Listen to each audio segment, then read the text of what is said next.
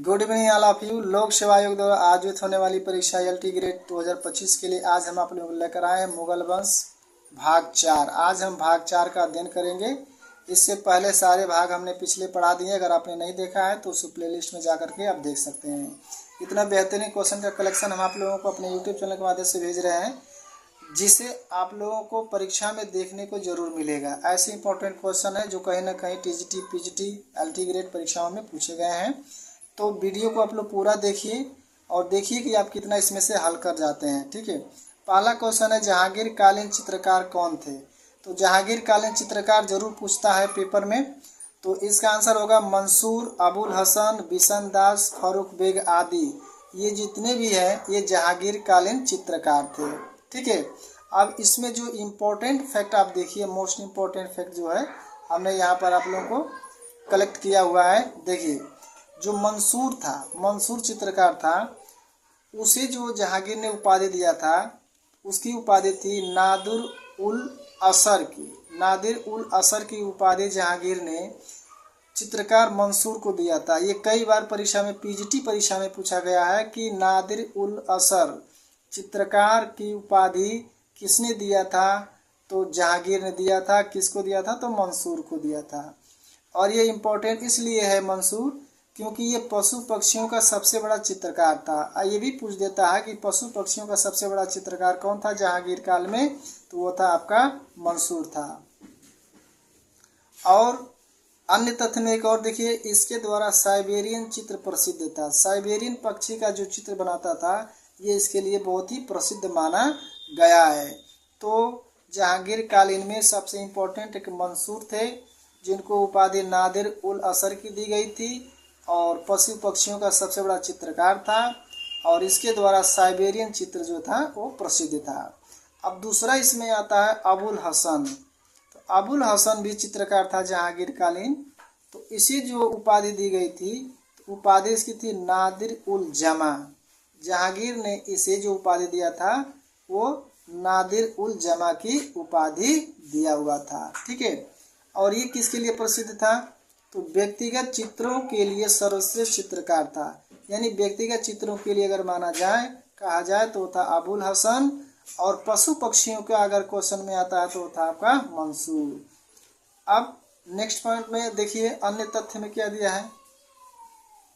तुजुक ए जहांगीरी, तुजुक ए जहांगीरी जो आत्मकथा जहांगीर ने स्वयं अपने लिखा था, इसके पृष्ठ पर चित्रकारी किया है। तो ये भी क्वेश्चन पूछा गया है कि तुजुक ए जहांगीरी के पृष्ठ पर चित्रकारी किसने किया है, तो वो था अबुल हसन। इसमें से एक एक जो आप देख रहे हैं ये सारे क्वेश्चन कहीं ना कहीं पूछे गए हैं। अब आपको वन लाइनर क्वेश्चन नहीं मिलेंगे, आपको पूरा डीपली से अब आपको आयोग जानना चाहेगा कि आपके पास कितना ज्ञान है। तो इन सभी चीज़ों को आप नोट करते चलिए। अब अबुल हसन जो था, अबुल हसन चित्र बनाने हेतु फारस भेजा गया था। ये भी क्वेश्चन पूछा गया है कि जहांगीर काल में फारस चित्र बनाने के लिए किसे भेजा गया था, तो वो था अबुल हसन। तो एक एक क्वेश्चन को आप लोग यहाँ से पुटअप कर सकते हैं। ठीक है, नेक्स्ट क्वेश्चन देखिए, ये भी कई बार परीक्षा में पूछा गया है। पिछले बार जो टीजीटी 2021 में पूछा गया था, एतमाद दौला का मकबरा आगरा में किसने बनवाया। तो ये भी पूछ सकता है कि एतमाद दौला का मकबरा कहाँ है, तो क्वेश्चन हो जाएगा आगरा में। किसने बनाया है, तो इसको बनाया था नूरजहां ने। किसने बनाया था, तो नूरजहां ने।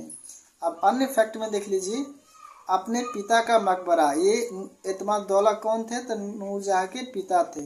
इन्होंने अपने पिता का मकबरा बनाया था नूरजहां। इसकी जो माँ थी, उस माँ का नाम था अस्मत बेगम।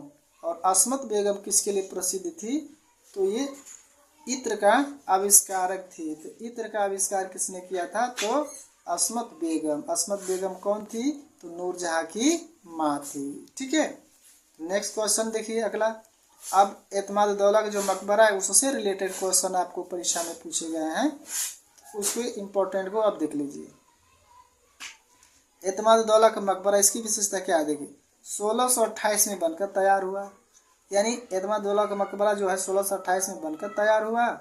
और सफ़ेद संगमरमर से निर्मित प्रथम मकबरा। अगर ये पूछा जाता है कि सफ़ेद संगमरमर से निर्मित प्रथम मकबरा कौन है? तो आपका जवाब होगा एतमाद-उद-दौला का मकबरा। अब इसमें भी देखिए नेक्स्ट पॉइंट क्या है, इसे ताजमहल का पूर्वगामी कहते हैं। तो ताजमहल का पूर्वगामी किसे कहा जाता है? तो एतमाद-उद-दौला को का मकबरे को कहा जाता है। ठीक है, तो ये और ताजमहल का पूर्वगामी इसको कहते हैं। ठीक है, और एक क्वेश्चन और आता है कि ताजमहल का पूर्वगामी कौन था? तो रबिया-उद-दौला का जो था मकबरा था, उसको हमने पिछले वीडियो में बताया हुआ है, आप उसे भी अध्ययन कर सकते हैं हमारे प्लेलिस्ट में जाकर के। अगला है इसमें पॉइंट इम्पोर्टेंट, इसमें पित्रा-दूरा का प्रयोग हुआ। ये कई बार क्वेश्चन पूछा गया, टीजीटी 2021 में पूछा गया था कि पित्रा-दूरा का प्रयोग किसमें किया गया था? तो एतमाद-उद-दौला के मकबरे में किया गया है। ठीक है, अगला क्वेश्चन देखिए, नेक्स्ट क्वेश्चन। ये सारे क्वेश्चन आप लोगों के लिए सफलता हेतु एक सीट आपकी पक्की हो जाए लोक सेवा आयोग द्वारा आयोजित होने वाली हॉल टिकट परीक्षा में। ठीक है, दिल्ली के लाल किले में मोती मस्जिद किसने बनवाया? तो दिल्ली के लाल किले में मोती मस्जिद बनाना था वो था औरंगजेब, यानी कि औरंगजेब द्वारा बनवाया गया था। दिल्ली के लाल किले में, ध्यान दीजिएगा, आगरे के नहीं, दिल्ली के लाल किले में। इसमें कन्फ्यूजन बहुत होता है, इसलिए हमने आपको यहाँ से पूरा कंसेप्ट क्लियर करने का प्रयास किया है। इम्पोर्टेंट फैक्ट में देखिए, शाहजहां ने आगरे में मोती मस्जिद बनवाया। अगर ये पूछा जाता है कि आगरे में मोती मस्जिद किसने बनवाया, तो वो शाहजहां होगा। ठीक है, इसका आंसर। और शाहजहां के काल को क्या कहा गया था? तो स्वर्ण युग कहा गया था। स्वर्ण युग किस काल को कहा गया था? तो शाहजहां के काल को कहा गया था। और इसके द्वारा बनाया गया, देखो, दीवाने आम दीवाने खास। तो दीवाने आम और दीवाने खास किसके द्वारा बनाया गया? तो शाहजहां के द्वारा ही बनाया गया है। अगला पॉइंट है कि दिल्ली का किला किसने बनवाया था? तो दिल्ली का किला भी शाहजहां ने बनवाया था। ताजमहल किसने बनवाया था? तो ताजमहल आगरा में जो बनाया गया था वो शाहजहां ने ही बनवाया हुआ था। ठीक है, तो ये आप लोगों को बहुत ज़्यादा बड़ा वीडियो ना हो जाए, इसलिए छोटा छोटा वीडियो आप लोगों को हम प्रोवाइड कर रहे हैं। और ऐसे क्वेश्चनों का कलेक्शन है जो निश्चित तौर पर आप परीक्षा देकर आएंगे, परीक्षा भवन में बैठेंगे तो ज़रूर आपको देखने को मिलेगा कि हाँ, इंडिया अकेडमी 0.2 के द्वारा पढ़ाया गया जो भी चीज़ें था उसमें से क्वेश्चन आपको बहुत ज़्यादा फंसे हुए हैं, आपको सफलता में सहायक सिद्ध हो रहे हैं। ठीक है, वीडियो पसंद आता है तो वीडियो को आप लोग एक लाइक आप लोग ज़रूर कर दें, इट इज़ हम्बल रिक्वेस्ट। और हमसे जुड़ने के लिए हमारे चैनल को एक सब्सक्राइब ज़रूर कर लीजिए, ताकि जब भी वीडियो भेजा जाए तो आप तक आसानी से पहुंच जाए। ठीक है, यहाँ तक वीडियो देखने के लिए आप सभी लोगों का बहुत बहुत धन्यवाद।